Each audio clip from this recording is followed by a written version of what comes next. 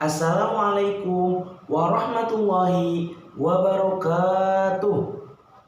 Halo anak-anak kelas 3 semua. Bagaimana kabarnya? Bertemu lagi nih dengan Bapak di mata pelajaran Quran Hadis. Baik anak-anakku yang Bapak banggakan, pada mata pelajaran Quran Hadis pada kali ini kita sudah masuk ke pelajaran 2. Pelajaran 2 kita akan membahas tentang memahami surah An-Nas dan memahami surah Al-Falaq. Baik anak-anakku, Bapak harapkan kalian semua bisa menyimak dan menonton video pembelajaran dari Bapak ini dari awal sampai selesai. Oke? Apakah kalian sudah siap? Mudah-mudahan kalian sudah siap untuk memulai pelajaran pada kali ini. Baik anak-anakku yang Bapak banggakan, sebelum memulai pembelajaran, kalian semua perlu tahu kompetensi dasar yang akan Bapak kasih untuk kalian pada pembelajaran kali ini. Yang pertama, kalian semua harus mampu memahami arti dan isi kandungan dari surah An-Nas dan surah Al-Falaq.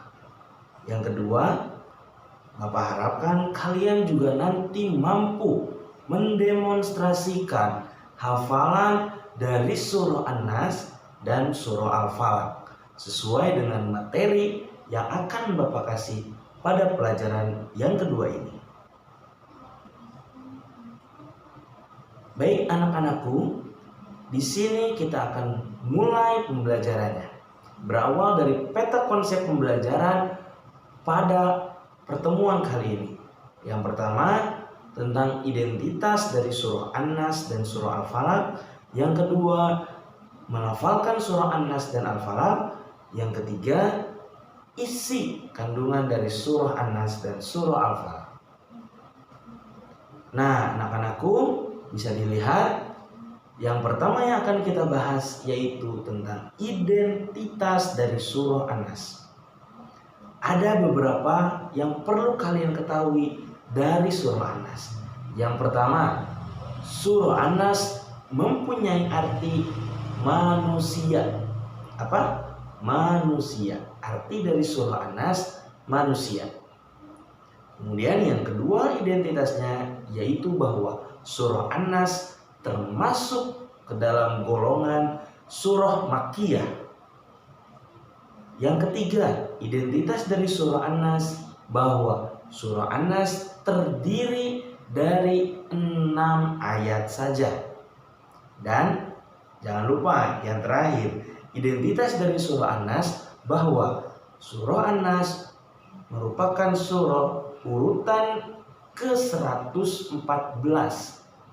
Urutan terakhir dalam Al-Quran dan diturunkan setelah surah Al-Falaq. Itu semua identitas dari surah An-Nas. Nah, kemudian identitas dari surah Al-Falaq apa nih? Ya, kita lihat di sini. Identitas dari surah Al-Falaq juga sama. Ada beberapa yang perlu kalian tahu. Yang pertama, surah Al-Falaq mempunyai arti waktu subuh. Ya, sekali lagi, surah Al-Falaq mempunyai arti waktu subuh. Yang kedua, surah Al-Falaq juga termasuk ke dalam golongan surah Makkiyah. Yang ketiga, surah Al-Falaq terdiri dari 5 ayat saja. Dan identitas terakhir dari surah Al-Falaq bahwa surah Al-Falaq termasuk ke dalam urutan yang ke-113 dalam Al-Quran. Dan jangan lupa, surah Al-Falaq diturunkan setelah surah Al-Fil. Nah, bisa dilihat kan? Ini semua identitas dari surah Al-Falaq. Oke, baik anak-anak, kita masuk ke pembahasan yang berikutnya. Yang kedua, yaitu tentang melafalkan surah An-Nas dan melafalkan surah Al-Falaq. Baik anak-anakku yang Bapak banggakan, kalian semua pasti sudah hafal dong surah An-Nas dan surah Al-Falaq. Ayo, siapa di antara anak-anak kelas 3 yang sudah hafal surah An-Nas dan surah Al-Falaqnya? Kita bacakan bareng-bareng ya. A'udzu billahi minasy syaithanir rajim. Bismillahirrahmanirrahim. Qul a'udzu birabbin nas, malikin nas, ilahin nas, min syarril waswasil khannas, alladzi yuwaswisu fi sudurin nas, minal jinnati wan nas. Shadaqallahul azim. Alhamdulillah, luar biasa, Allahu Akbar. Anak-anakku kelas 3 yang Bapak banggakan, itu tadi pembacaan surah An-Nas. Yang berikutnya melafalkan surah Al-Falaq. Nah, anak-anakku, untuk surah Al-Falaq juga sama, kita bacakan bareng-bareng ya. Dan Bapak yakin kalian semua sudah pintar dan sudah hafal membacakan surah Al-Falaq. A'udzu billahi minasy syaithanir rajim. Bismillahirrahmanirrahim. Ayo, kita bacakan surah Al-Falaq ya. Awas hati-hati qol-qolahnya. Qul a'udzu birabbil falaq, min syarri ma khalaq, wa min syarri ghasikin idza waqab, wa min syarrin naffasati fil 'uqad, wa min syarri hasidin idza hasad. Shadaqallahul azim. Alhamdulillah, luar biasa, Allahu Akbar. Anak-anakku yang Bapak banggakan, itu tadi kalian semua dan kita semua bersama-sama membacakan surah An-Nas dan surah Al-Falaq. Mudah-mudahan kalian semua mampu menghafalnya. Amin ya Allah ya Rabbal alamin. Baik anak-anakku kelas 3 semua yang Bapak cintai dan Bapak banggakan, untuk materi berikutnya yaitu tentang isi kandungan dari surah An-Nas dan surah Al-Falaq. Oke, bisa dilihat semua dan kalian semua harus bisa membacanya dengan jelas. Pokok-pokok isi kandungan surah An-Nas yang pertama, bahwa Allah Subhanahu wa Ta'ala telah memerintahkan kepada kita semua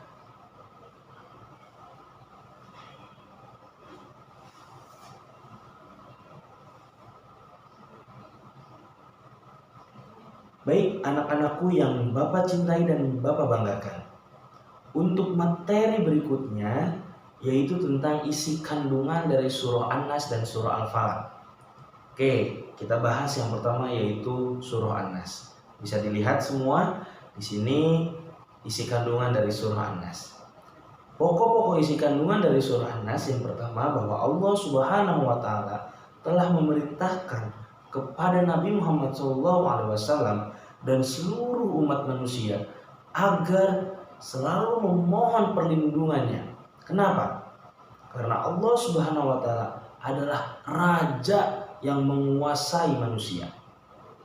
Yang kedua, isi kandungan dari surah An-Nas, bahwa Allah Subhanahu wa Ta'ala adalah Tuhan yang wajib disembah dan dimintai perlindungan dari segala kejahatan, baik yang berasal dari golongan jin maupun berasal dari manusia.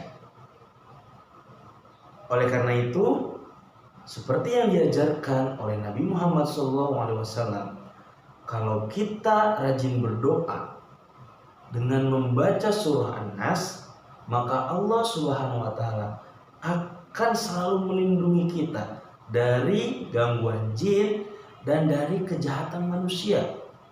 Kenapa? Karena surah An-Nas mengandung isti'adzah, yaitu permohonan perlindungan. Nah, itu mengenai isi kandungan dari surah An-Nas. Yang berikutnya bisa disimak, yaitu tentang isi kandungan dari surah Al-Falaq. Nah, anak-anakku, ini isi kandungan dari surah Al-Falaq. Dalam surah Al-Falaq berisi perintah agar kita selalu berlindung kepada Allah Subhanahu wa taala. Tuhan sebagai Rabbul Falaq yang menguasai waktu subuh dan waktu malam ketika sudah gelap gulita. Hanya Allah yang tahu. Berlindung kepada Allah Subhanahu wa taala dari segala macam bentuk kejahatan. Orang-orang yang jahat seperti tukang hasut atau tukang dengki. Kenapa? Karena orang-orang yang dengki itu adalah orang yang tidak suka dengan kesenangan dan kenikmatan yang dimiliki orang lain. Nah, ini anak-anak kelas 3 yang Bapak cintai. Na'udzubillah min dzalik. Jangan sampai kalian semua mempunyai sifat dengki. Oke? Nah, kalian juga harus tahu bahwa surah An-Nas dan surah Al-Falaq adalah dua surah yang disebut dengan surah Mu'awwizatain. Apa itu artinya? Dua surah yang berisi meminta perlindungan kepada Allah Subhanahu wa taala dari segala kejahatan. Nah, kita semua bisa mengamalkannya nih.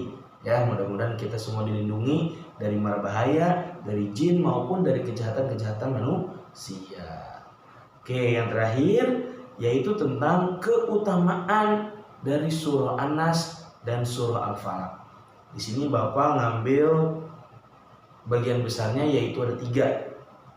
Ya, yang pertama yaitu sebagai perlindungan. Tadi Bapak sudah bahas bahwa surah An-Nas dan surah Al-Falaq merupakan dua surah yang dimana kita memohon perlindungan dari segala macam kejahatan manusia maupun gangguan dari jin.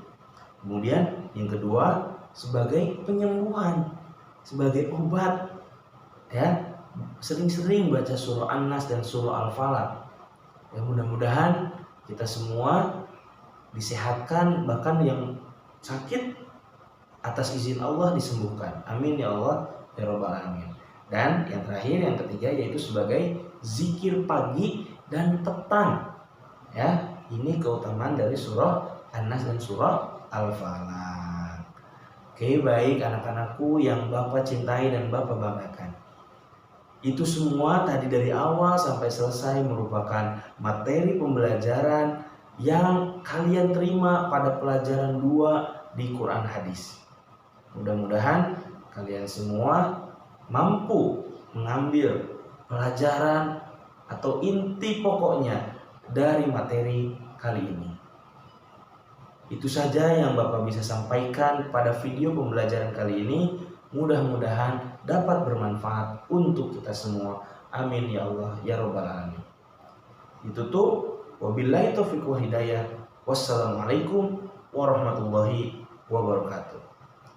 Jangan lupa tetap semangat dan selalu menjaga kesehatan.